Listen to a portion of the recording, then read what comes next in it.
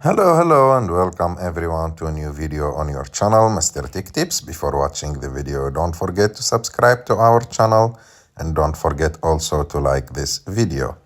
In today's video, I will show you how to block contacts on iPhone with iOS 26. To do this, you have just to go to your contacts and choose which contact you want to block. You have just to click on the name of your contact, and after that scroll down until you find the last option, which is block contact. Click on it, and after that click on block contact again, and like that this contact will be blocked.